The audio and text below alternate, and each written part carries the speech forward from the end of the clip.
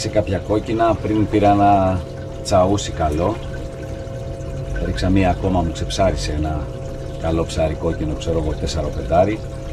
Τώρα ξανακατεβάζω να δω αν θα ξαναχτυπήσουν, γιατί πιθανότατα λόγω του ότι μου έφυγε το προηγούμενο και να μην χτυπήσουν. Θα δούμε. Σουπιά ζωντανή έχω κατεβάσει, η οποία κουνιέται κιόλας, οπότε είναι κοντά ψάρια. Δεν είναι εύκολο να ξαναχτυπήσουν λόγω του ότι μου φύγε.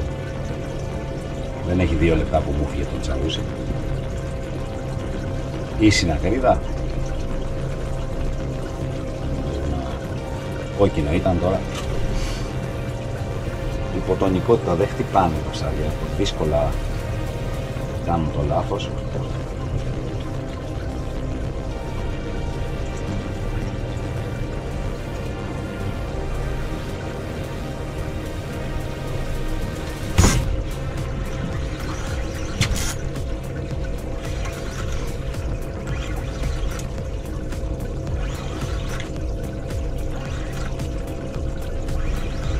Πήραμε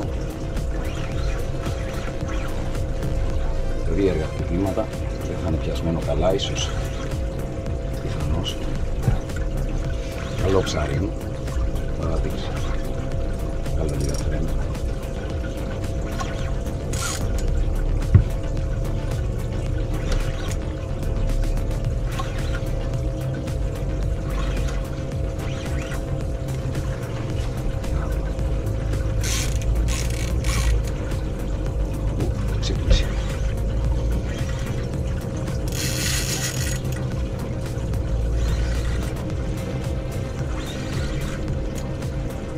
Κόκκινο είναι τώρα, πιθανολογώ τσαούσι,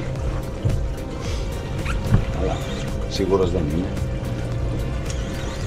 Ποτέ δεν είσαι σίγουρος εάν δεν το φέρεις πάνω. Τα αδελφάκια του στο βυθόμετρο σηκωθήκαν και αυτά μαζί. Σετάρισμα Σαραγκώσα 6.000,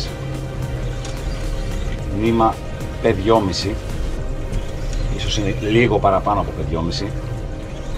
Το κεντόζο είναι ένα ελάχιστο πιο χοντρό. Καλάμι το Krabbler, το Type Jigging, παράμαλο ένα Σακάνα 0,60, Ζεγκίτσα, τόλωμα σουπιά και έχουμε πιάσει τσαούσι. Ωραίο ψάρι, πολύ ωραίο ψάρι. Πιασμένο απ' έξω το ψάρι. Λοιπόν, πιάσιμο απ' έξω. Δεν θέλουν να φάνε τα ψάρια. Το Μόριγγεν βέβαια έκανε τη δουλειά του. Πολύ αιχμηρό αγκίστρι, σωστό το αρπάδι του. Ωραίο ψάρι. Κάτσε να του βγάλουμε τα αγκίστρι.